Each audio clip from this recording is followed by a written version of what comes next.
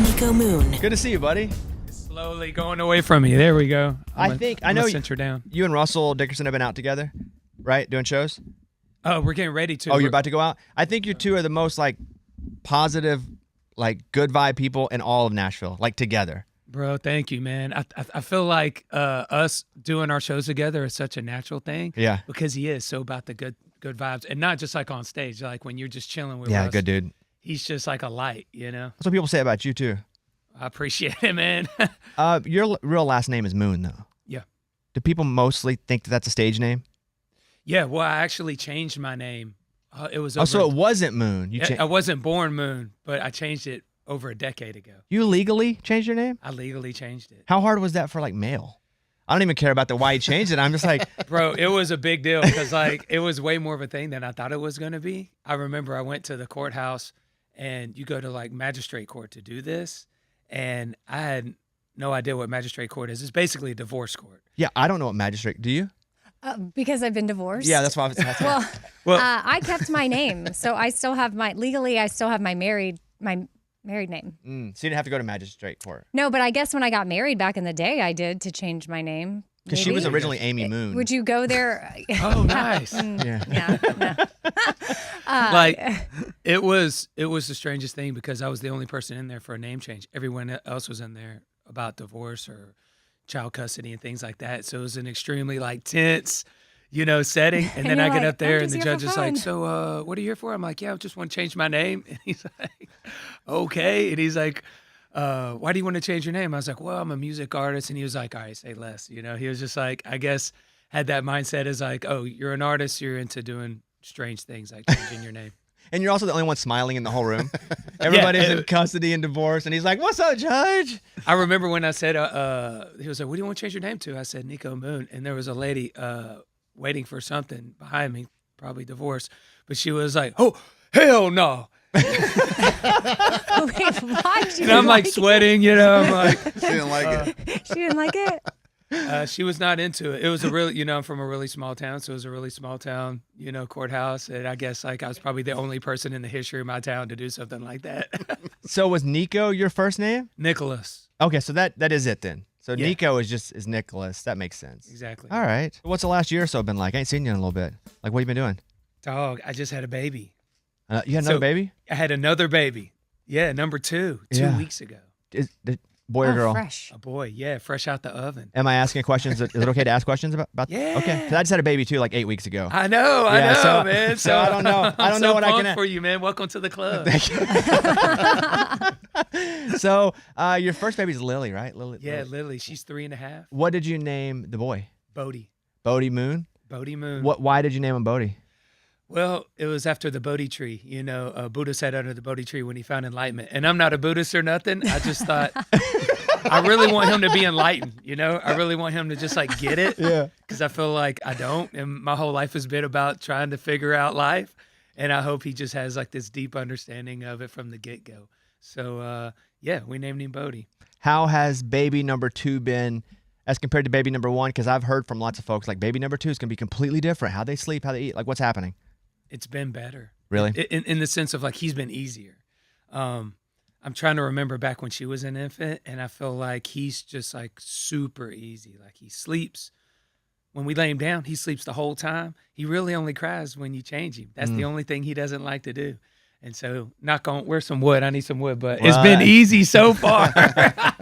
Because we have a girl, so we haven't had to do like the PPTP or whatever. Yeah. Are you getting some like pee straight up when you're changing? I've only had one experience with the changing, with the pee coming out, but I got my washcloth ready to go. So as soon as the diaper comes off, I got my shield right there, But it's been awesome. Yeah. He's a great baby. And I'm super excited to see what the difference is like between a girl and a boy, because I'm sure that there's a million things. Right now, they're brand new, but as he gets older, I know there's going to be a million things that are different, but I'm ready to wrestle. I'm ready to play with some fire trucks and do all that stuff.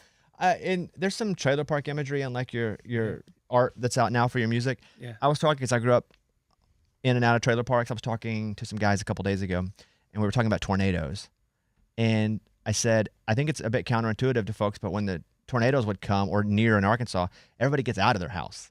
because yeah. and It's like the worst place you could be. Everybody was like walking down to the ditch whenever tornadoes were coming because you don't want to be in the trailer. You got to get out of your house. Yes. And they were kind of blown away by that. But I think I was looking at yours. Did you grow up in trailer park some? Yes. Yeah. What was it like for you? That was the whole reason why I wanted to have this aesthetic, because the album is called Roots. And so it's about the roots, not just of my message and what I'm about, which is, the power of positivity and optimistic thinking and how important that is into our lives, but also the roots of me as a person and where I came from and how I grew up and the place that raised me.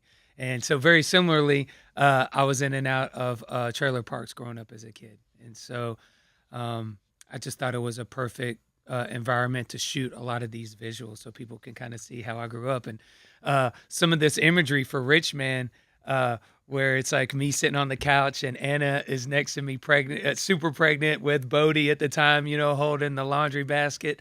That living room scene is a complete replication of my living room growing up as a kid in our trailer.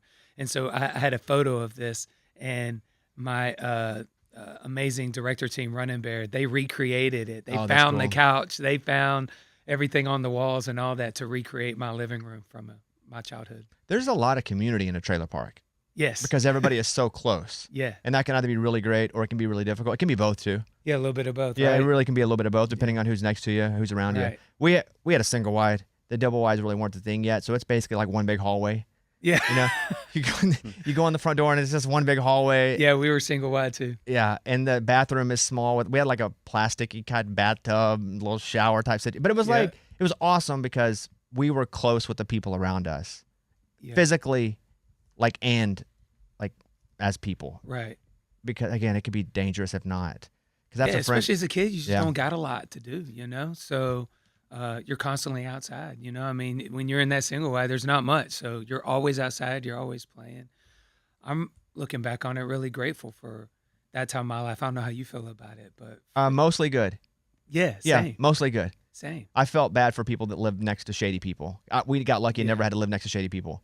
Yeah. But the trailer, the lot, depending how big it is, it's a numbers game. There's going to be some shady people in the lot. The whole album comes out in July, though, right?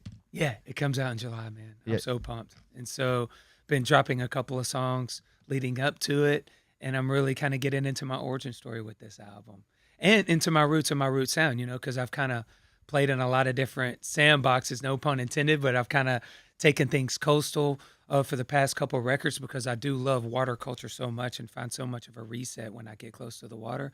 But this album is getting back to my root sound and like I said, to the roots of my life story. So I'm digging in a little bit more into the why on the positivity, because I feel like up until now it's just been like, let's have fun, let's have a good time. And now I'm like, why am I so passionate about that? And it's because, I've needed positive music countless times in my life when I've been facing adversity and difficulty. And it's always been this tool in my tool belt I could reach out and lean on, and that is the beauty of music, man, that it is so powerful and it can transport you to that place that you want to go when you really need it, and I've needed it a lot of times. I remember when we was in the trailer, like we didn't have a dining room table. So we put the ironing board up, and we would use the ironing board as our TV tray. And I didn't think nothing of it, man. That was just what we ate on, And, or remembering like when the lights would get cut off. And this is when we had moved into our little townhome. And I remember the lights got cut off and it was freezing cold outside. And my dad went out into the backyard, got some hickory wood and put a fire on. And then he went to the closet and got a camping mattress, like a blow-up mattress, and he blew it up and he set it right next to the fire. And he looked at me and my mom was like, "All right, you ready to go camping?" And I was like, "Yeah, let's go." I was pumped because it was just something different, and it felt like we were having some sort of like adventure, and we were using our imagination. We were playing. And I look back on it, I'm like, man, I was having so much fun, but he had to been stressed out of his mind. I mean, that pressure, now being a parent of the lights getting cut off, I don't know how we're going to keep that going. man, that's heavy, you know, but I didn't feel none of that. He made sure that I wasn't carrying that same weight. And for me, those were like some of the first examples of optimism in the face of adversity, you know. Was he a truck driver? Yeah, he's a truck driver. And he was a musician too. He played drums in bands, local country bands at night. Really? Yeah, so that was my first experience of music, was sneaking into these bars at nighttime when I was like 6, 7 years old and watching my dad play drums on stage. And I idolized my dad, you know. Is he still alive? Yeah. So he lives in Portugal now. Really? Yeah, he drove a truck, played in these country bands at night, and drove a truck his whole life, and then like 5 years ago retired. And he really loves to travel. And he visited Portugal one time on his travels and fell in love with it. And he was like, when I retire, that's where I'm moving. And that's what he did. So he's out there in Portugal right now drinking a cold one, just enjoying his life, you know. I crack up thinking about it because, I mean, we're not Portuguese, you know what I mean? There's nothing Portuguese about us, you know, but there he is over there just like being an adventurer and a traveler and doing his thing, you know. What does he think about like, what you're doing? Oh, he loves it. He just sent me video of him playing a gig over there. He plays guitar too, and he just did like a cover gig over at this like dive bar in Portugal where he lives. And he's so happy for me. He's so excited for me. He eventually came off the road because he wanted to spend more time with me. And back then there wasn't no FaceTime or none of that stuff, you know. So he made that sacrifice and was driving a truck for 2 jobs. You know, he would drive during the day, and then he would do this working for the Atlanta Journal-Constitution, and was delivering papers at night. And so I'm really grateful for that sacrifice, you know. And I feel like he kind of, in some ways, you know, hung his dreams up a little bit on the shelf in order so that I could have like the best life possible. And I feel like I'm kind of doing this for both of us. Yeah. Where did you live near Atlanta? Like what? So I was 30 minutes west of Atlanta in Douglasville. So off of Interstate 20. And headed so towards Alabama. Would you go into Atlanta? Was that where the concerts, was that where town was? Yeah, so when I first started, I was literally just playing the little local bars in my hometown. Tops, Taco Mac, all these like just little dive bars. And then as I started kind of like figuring out what I was doing, I started making my way into Atlanta. And then I've probably played every single bar, restaurant, everything in Atlanta. And I had some friends who booked local places around town who would help me out. And so they would book me for like $150, $200 a night and free beer. Did you And feel I like just you were did making that for so much years money? and years. When you first got your $200 nights, were you like, this is so much money? Oh, it was insane. It was insane because I was doing construction, doing electrical work before I started gigging. And so I was doing electrical work during the day, gigging at night. And I'm making like 3 or 4 days income in one night, and I'm playing music, and I'm doing cover gigs, but I'm doing music, and I'm slipping in originals like every 4 or 5 songs when I feel like I can get away with it. No one's listening to me. And so looking back on it, like all that like crowd work I had to figure out how to do to even get people to even look my direction and pay attention. I'm so grateful for it, you know, because it really, that was my time to sing 4-hour gigs, you know, and to like strengthen my voice, learn how to like entertain a crowd and all that stuff. You know? Learn how to compete to get the crowd. Yes. Because they didn't go you there couldn't just to walk see. out and they were Right. into it. They could care less. And like, I'm having to like figure out what songs do I sing that they know they can sing to, so I can get them on board with me. And then once they're looking my direction, then I can hit them with one of mine.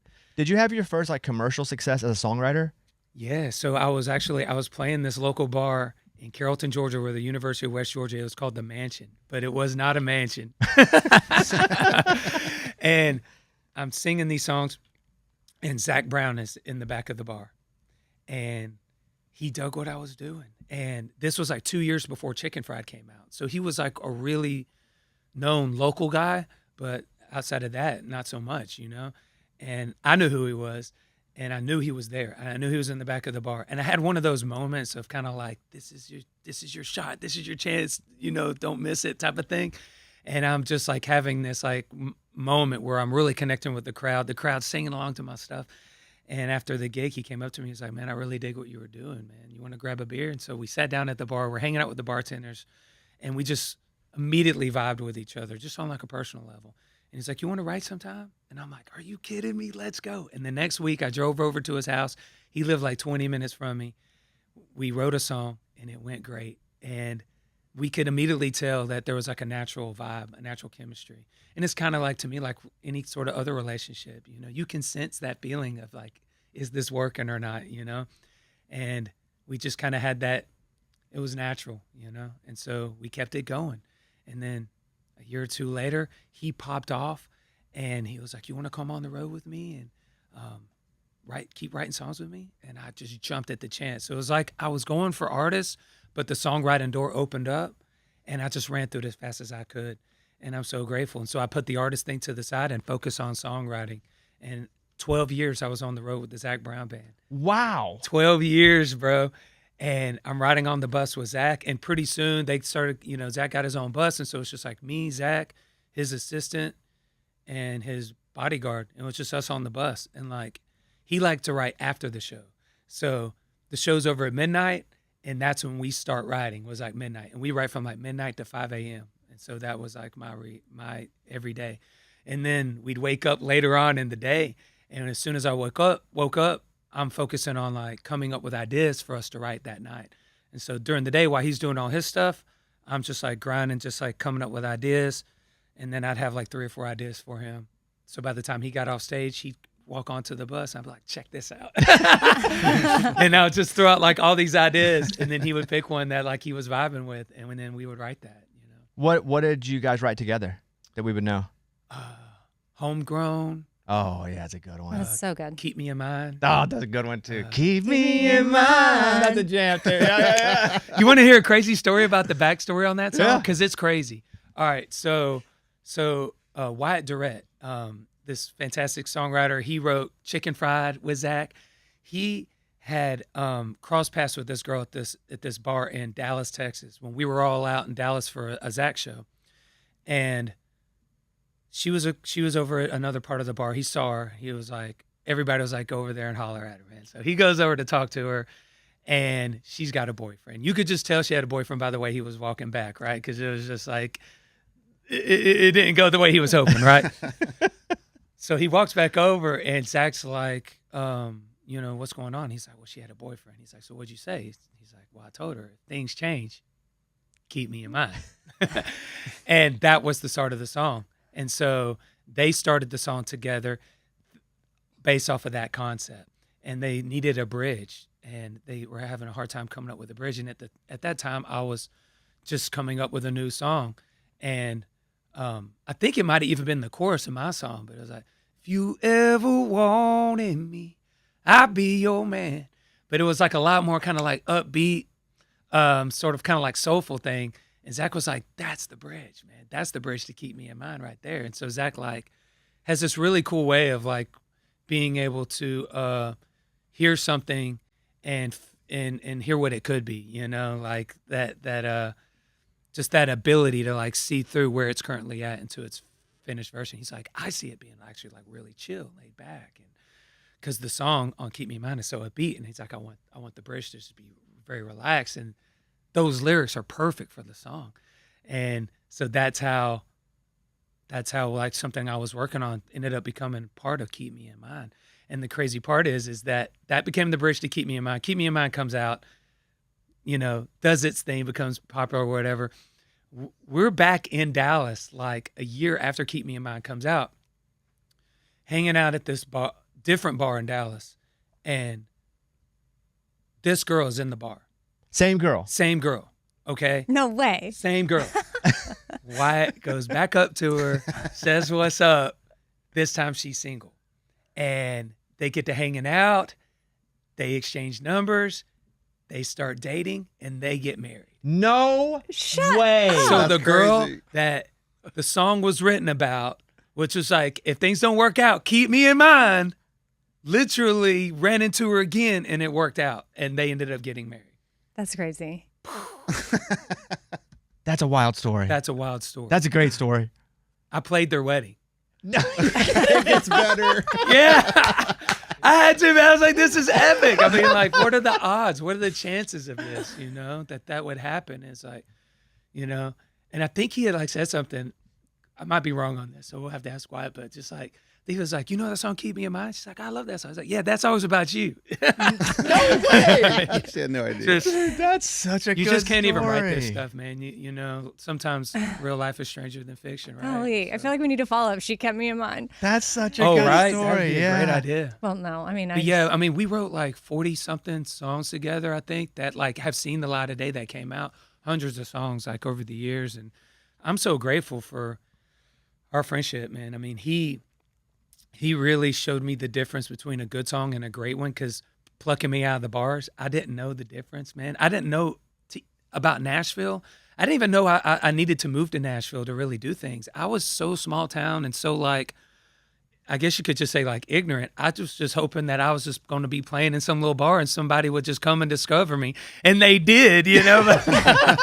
But like if anybody asked me for advice, which they never do, but in the rare instances that they do, you know, that's the thing I tell them not to do. I'm like, don't just hope somebody's going to find you, you know. Move to Nashville, you know. I'm just so lucky. I was like that 1 in a million, you know, person that actually did happen with. So you were Georgia. I don't know why I was thinking you were a Texas boy. Well, I was born in Texas, but I moved when I was 10. Okay. Yeah, so I grew up in East Texas, in Tyler, Texas, Okay. and then moved to Georgia when I was 10 and lived there until I was really in my early 30s is when I moved here to Nashville. So even like meeting Zack, having all that success, I stayed in Georgia and just would drive over to his house, hop on the bus, and just spent that 12 years living in Georgia, writing with him. So when I moved to Nashville, I had like 5 number ones with Zack, but I still knew nothing about like the songwriting world. Just writing with Zack, that was it. Like I had never written with someone else. He's the only person I've ever written with. So for me, like songwriting was writing with him. I knew how he wrote. And so it was such a culture shock to move here, getting a pub deal with Warner Chappell, and then like writing every day with 2 new people every single day. I was just like realizing that like, wow, everybody does this completely different. There's a million different ways to get to a great song. And it was just mind-blowing experience for me. And every day was like this new brick on my wall on like how you could do it. And I was just growing so much those first couple of years after I moved here, taking in this information of like, oh man, other people having new ways of thinking melodically and lyrically and all this stuff. And so I'm just absorbing it, trying my best to like spread my little wings and like get cuts with other artists. And so fortunate that worked out with Morgan and Dirks and different people. And Good. then, like, What are those songs? More Surprised Than Me was a song that I wrote on Morgan's album Dangerous. And then Gone was a song that I ended up having with Dirks during COVID. Man, I'm just so grateful that other artists like found value in the stuff I was writing. And I've always felt like an artist though, like since those days when I was doing those cover gigs. It's just that I really didn't have my sound figured out and myself figured out as an artist. And so I think the universe opened up the songwriting doors like, bro, you need to go and like help other people find their sound and like help spend time working on shining a light on other people's creativity first. And I'm so grateful for that era of my life, you know, because it really helped me to like work on that skill set of like, what is special about this person that like millions of people are super connecting with. But if you were to ask someone, they're like, I just love them, you know? And it's like, I felt like it's my job to like actually identify it and put my finger on it and say, that is what it is about you that everyone loves so much. And like, now how do we shine a light on that as much as possible with a song, you know? And every day it's like, I'm getting to play that game with a new artist, you know? And so with Zack, I was like putting on my imaginary beanie, you know, and my imaginary 5 kids and, you know, his nonprofit that he has, you know, for helping, you know, kids and everything about him. And it was just like being him, you know, and trying to disappear myself as much as possible so that the song could be as great for him as possible. And then just doing that with other artists, that when it came time to finally like do my thing like 5 years ago, 5-6 years ago, when I turned that inwards, I was able to get to the root of myself really quick. And when I turned it inwards, I was like, all right, what am I about? What's my thing, you know? And for me, it was like mental health is my thing. Like the power of positivity is my thing. That's what I'm so passionate about because that's the story of my life. That's been my struggle. I've dealt with mental health since I was a kid.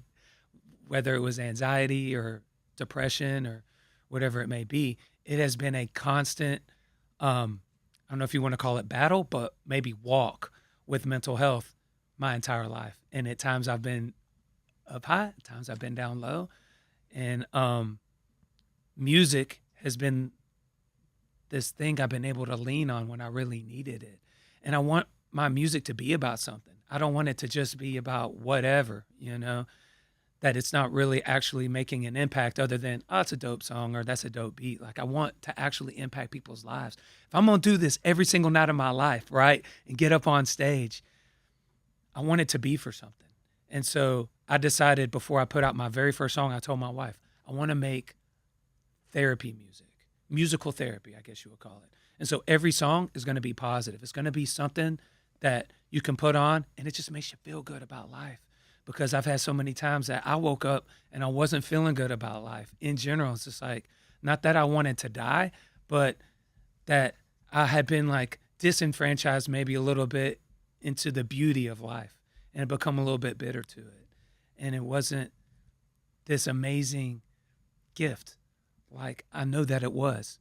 I had kind of lost sight of it.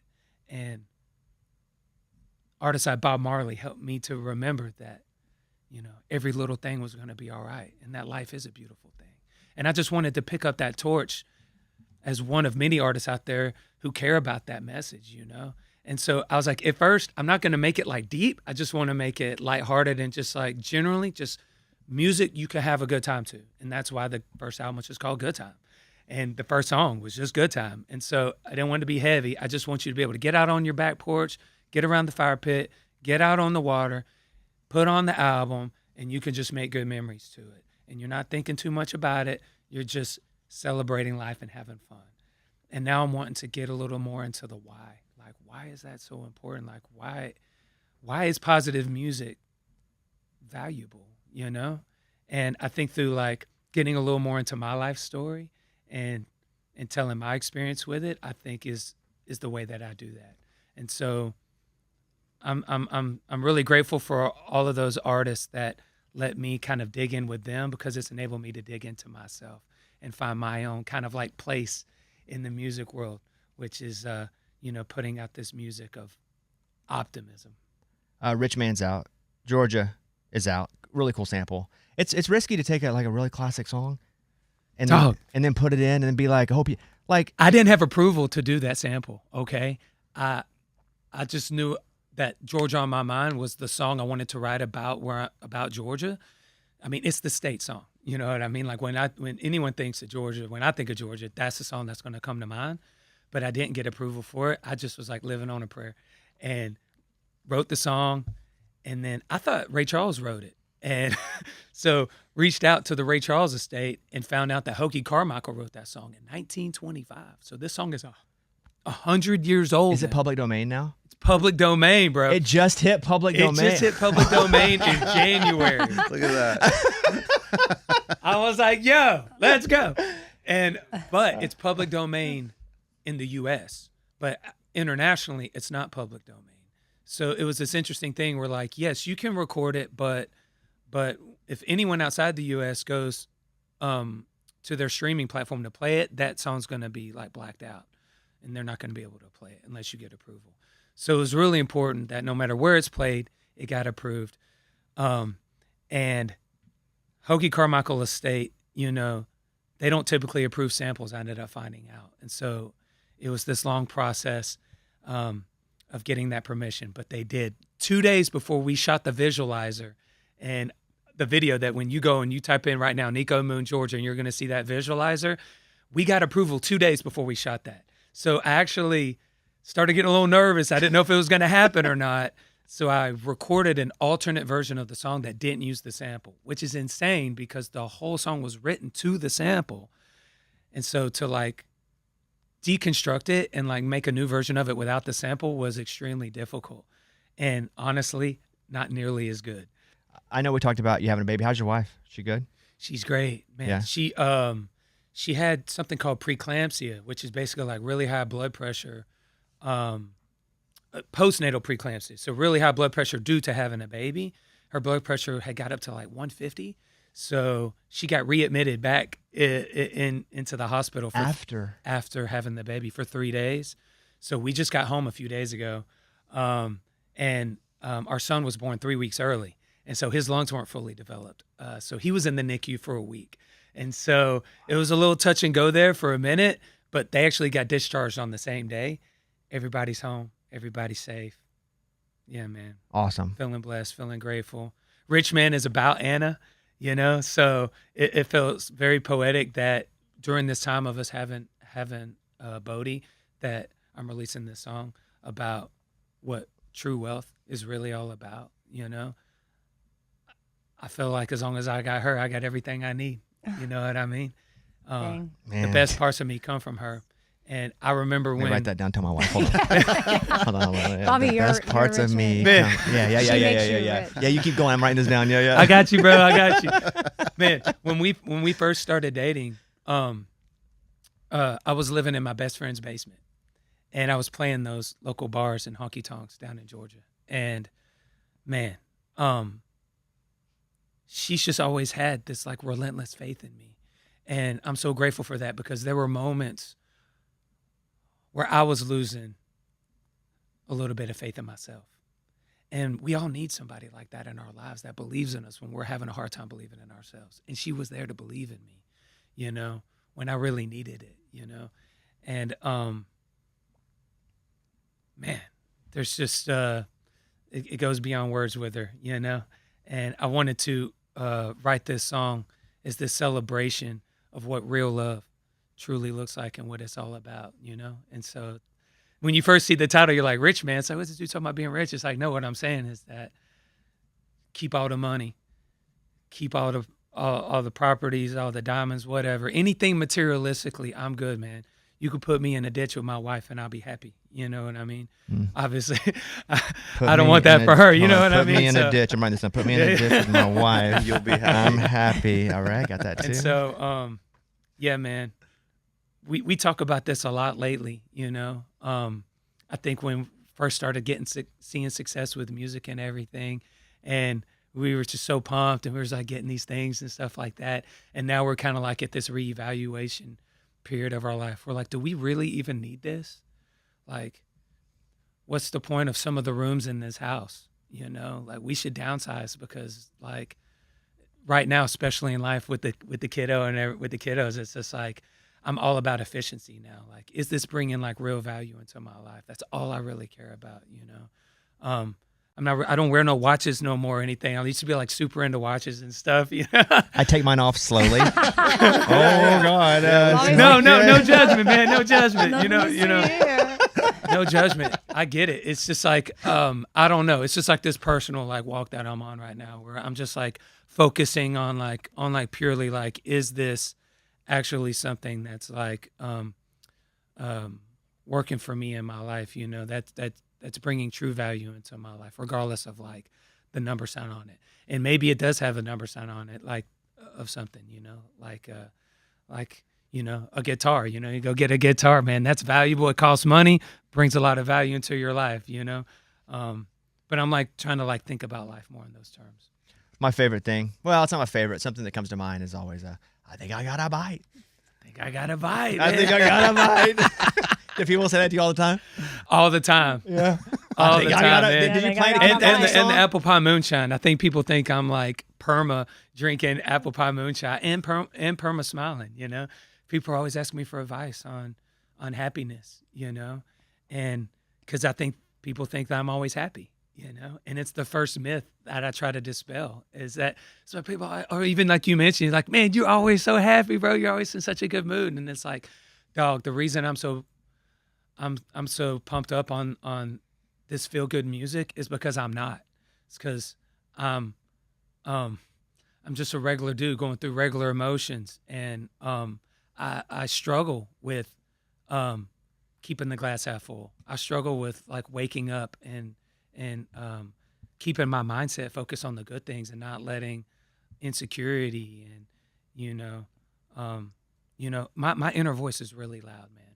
It's really loud, and it takes a really strong proactive effort for me to keep it quiet and to keep focused on the good in life. And so that's why I focus on making this music so much, and why I'm so like incessant with like exercise and like eating good and meditating and like doing all those other things, you know. It's like this holistic effort that I put forth in life to just like basically be like what I feel like is like a regular dude, you know what I mean? Just like staying normal, because this world is crazy that we're living in, you know, and we're being hit with stressful, anxiety inducing things nonstop. I can't open up my phone without getting stressed out, you know what I mean? Or turn on the TV without getting stressed out, you know? And so, yeah, man, that's why I'm so passionate about positive music. Record comes out July 13th. Got the songs out. I'll mention this too, that you and your wife started Happy Cowboy Foundation. And you guys have the water, right? Yeah. What's the water called? Happy Himalayan. And so it's artesian water with pink Himalayan salt infused in it. And I've seen people like on TikTok like putting Himalayan salt in their water, and was talking about how much it was like helping with like getting hydrated. And I was like, I'm gonna try that out, because I sweat a lot on stage. I'm super active. And so I started doing it, and I really noticed a difference. And then I just got thinking one day, like, is this already like a thing? So I'm not having to walk around with a salt shaker everywhere I go, cranking salt in my water. And I looked out there and there wasn't. And so I was just like, ping, the light came on. I'm a big dreamer. I love making dreams reality. I feel like we all love to dream in this life, but you know, that landscape between dream and reality is treacherous and is long, and it takes a lot of hard work and focus to stay the course to bring something like what you got going right here into reality, right? And so that for me is what's fun, is not just the dream, but figuring out how to make that real. And so I just said, I don't know what I don't know about water, you know, but I just started off in the back of my tour bus at nights after shows, getting online and looking up, how do you start a water company? How do you find distribution? How do you do this? How do you partner with bottling facilities and stuff? And I didn't know nothing about nothing. I've just been finding my way through it. But a percentage from every bottle goes to the foundation to help people find peace. So what the foundation does is we help people get therapy that can't afford it. And I couldn't afford it for like most of my life, and really needed it a long time before I could afford it. And so that's what we do, man. We just help people get that conversation that are looking for it, you know. Happy Himalayan. If you missed it the first, Happy Himalayan. Happy Yeah, and the Himalayan. salt thing. I follow this detox doctor. It's a doctor for the lymphatic system, and she says that every morning when you wake up, you can either put the pink Himalayan sea salt in your water, or grab a pinch of it, put it on your tongue, and then chug the water, because when you sleep, you're so dehydrated that the pinch of the salt with the water first thing in the morning will give your cells what it needs to actually, instead of the water running right through you. We've been fasting all night, basically. Yeah. We ain't taking anything in for 8 hours, not just food, but water too. So we're parched. So it's time to hydrate, you know. And you can use a lot of like, you know, processed sort of chemicals, or you can use nature's natural electrolyte, which is salt. And pink Himalayan salt specifically has 84 different trace minerals in it. So, I mean, it's amazing at hydrating you. So I'm a big chemical guy. Yeah, you know, sometimes you got to get a couple chemicals in there. I'm a big chemical guy, I'll be honest with you. Niko, I always love spending time with you, man. Seriously. So good. We can do 2 hours of this. When the record comes out, come back. Oh, man, thank you. Yeah. I would love to. When the record comes out, come back. We'll do it again, make sure everybody knows. Yeah, we got the tour being announced, too. The Roots Tour is going to be happening this fall. Like, seriously. Thank you, bro. Yeah. Thank you for the love. Thank you for finding value in positive music, man. I don't know. I just like you. And then I listen to the music after. Like, I didn't hear the music first. I was like, I love Niko. Let's get him in. Yeah, the music's awesome. So thank you, bro. And I'm super excited that you've joined the Parenthood Club. I can't wait to like chat with you and like just hear about how it's changing you. Because I feel like out of everything that's changed me in my life, being a dad is the number one thing that has. And for the best, you know. I tell people all the time, if you're interested in being the best version of yourself, have a kid. Because I have switched on flips in my mind that has made me a better person, more so from being a parent than anything else. You know, you find drive within yourself to elevate yourself, to be a better version of yourself way more once you have a kid than you would on your own, because on your own you got this certain amount of drive, but when you got a little face looking at you for like what that example is, for what a human being, a dad, a husband, all those things are, it just kicks you into a whole nother drive. And I'm super excited to see the Bobby that's blooming out now as a father, man. Thanks, all man. for you, bro. I often tell couples that are married and they fight all the time, they're thinking about getting divorced. I'm like, have a kid. That'll save it. Oh, yeah. I don't. No, you don't do that. That's a joke. You don't do that. You don't have a kid. There he is, Niko Moon. Love y'all. Yeah, congrats on the new music, and we'll see you when the record comes out. It's about